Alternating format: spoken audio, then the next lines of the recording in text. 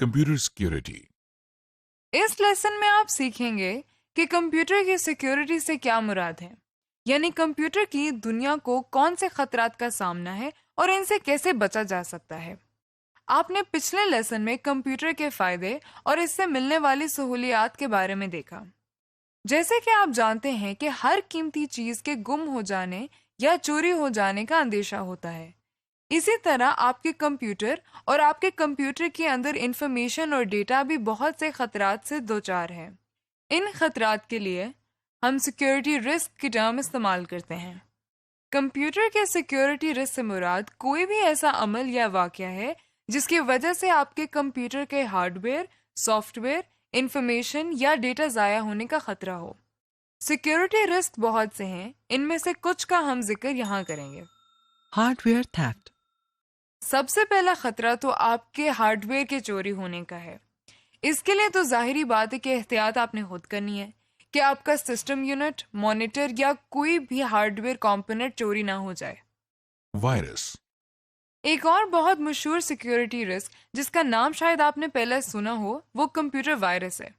Computer virus कोई जानदार कीड़ा नहीं है, बल्कि ये भी एक सॉफ्टवेयर है जो आपके कंप्यूटर को मनफी तरीके से मुतासिर करता है और आपके कामों को खराब कर सकता है।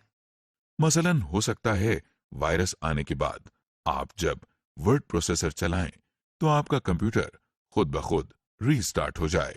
कुछ वायरस ज्यादा खतरनाक भी हो सकते हैं। मसलन हो सकता है वायरस आने के बाद आपकी हार्ड डिस्क पर मौजूद तमाम अहम इंफॉर्मेशन जाय हो जाए वगैरह। इस तरह के और बहुत से काम हो सकते हैं जो आपके लिए परेशानी का बायस बने।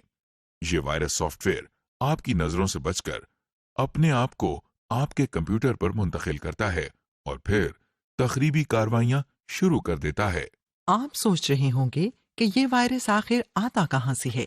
ये किसी भी और कंप्यूटर से जिसमें वायरस हो, USB या CD वगैरह के जरिए आपके कंप्यूटर तक पहुंच जाता है, या फिर इंटरनेट इस्तेमाल करते हुए कुछ इंफॉर्मेशन के साथ वायरस आपके कंप्यूटर में मुंतकिल हो जाता है।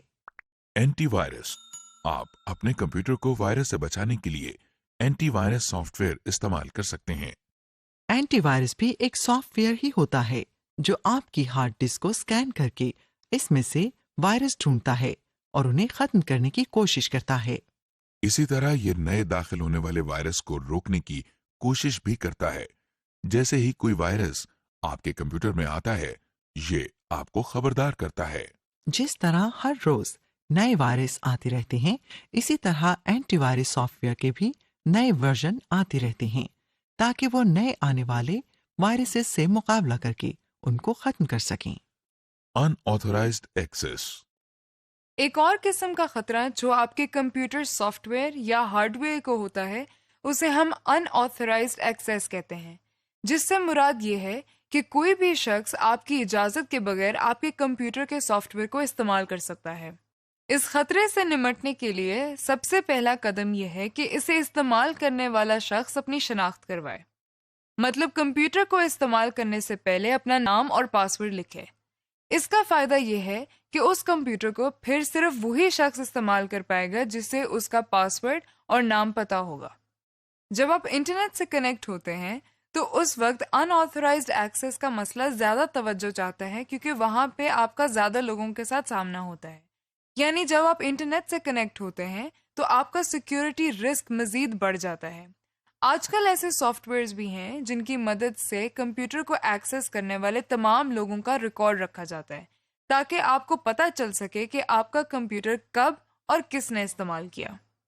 एक और खतरा ये हो सकता है कि आपने जो डेटा अपने कंप्यूटर में सेव या महफूज किया है वो किसी वजह से खराब हो जाए या गुम हो जाए।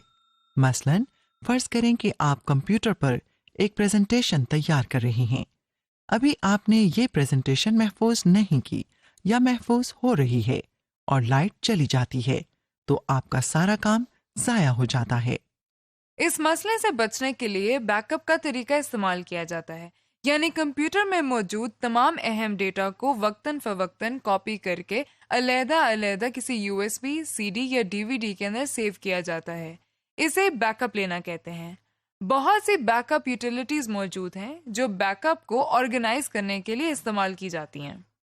Soft where piracy.